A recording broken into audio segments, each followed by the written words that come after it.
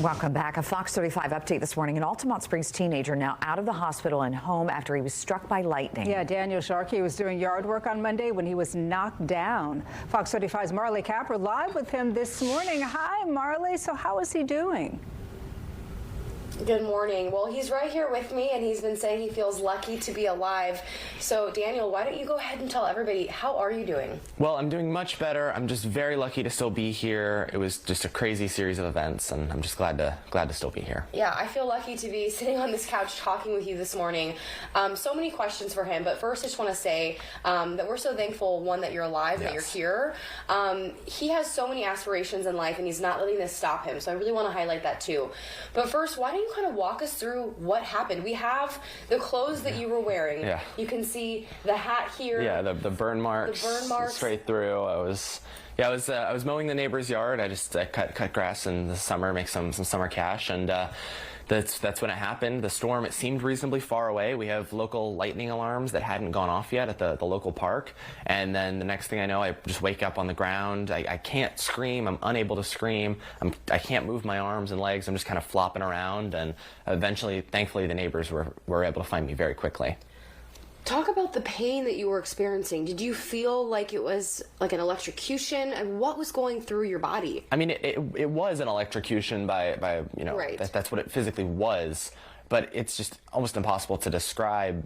I really didn't feel like a shock, because it's so much more than that. Just everything tenses up. Like every muscle in your body locks up. And that was really the main medical concern, was with your heart being a muscle, everything tenses up. Right, and there's a higher chance of obviously cardiac arrest.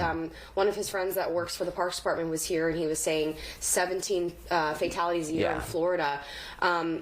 When you woke up, were you surprised that you woke up? Were you scared that this could be it? I mean, walk me through what you're feeling as you're going to the hospital. Yeah, well, when I immediately woke up, I was like, you know, am I alive? That was kind of the immediate question. And then I could hear one of the neighbors across the street yelling. She happened to be looking out of her window when this all happened. Wow. So she apparently saw me go flying in the air, and then was able to immediately call 911, and they were able to come over and try and render aid. And that's why I was just really grateful that Fire Rescue, Sonoma County Fire Rescue was here immediately and got me taken to ORMC and was able to get me the treatment I needed.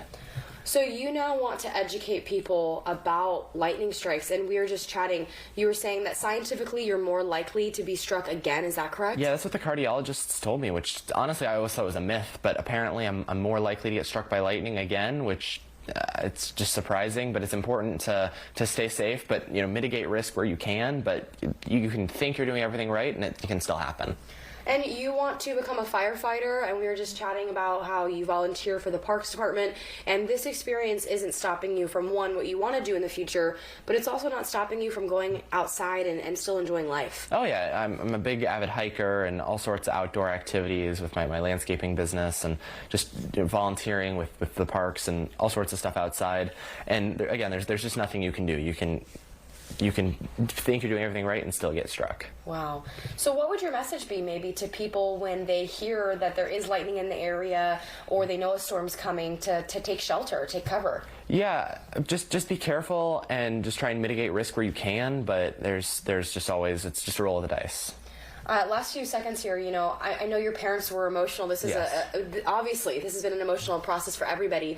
But do you feel like you have a newfound feeling for life? I mean, how do you feel being able to be back home today and just know that you're alive and you're going to be okay? I'm just really thankful that I'm still here. It was just quite a series of events, and I'm just glad that my family, my neighbors who were there, and everyone was able to get me the help I needed, and that I'm just so thankful to still be alive. Me too. Well, Daniel, thank you so much for sharing your story with us. I'm so grateful you're alive too. It's an honor sitting on this couch with you and just hearing your story, and just how inspiring that at 17 years old you are not letting this stop you, and that you are going to propel forward, and that you want to be a first responder, and maybe this will give you extra training, right, to know what to do if the unfortunate case happens where you encounter somebody who's gone through this too. Absolutely. All right, thank you so much. We'll go ahead and send these back to you guys at the desk. Marley, thank you. We were just talking to Deborah. She said he would be a great meteorologist. Pass that along, Marley. Marley. Yeah, let him know.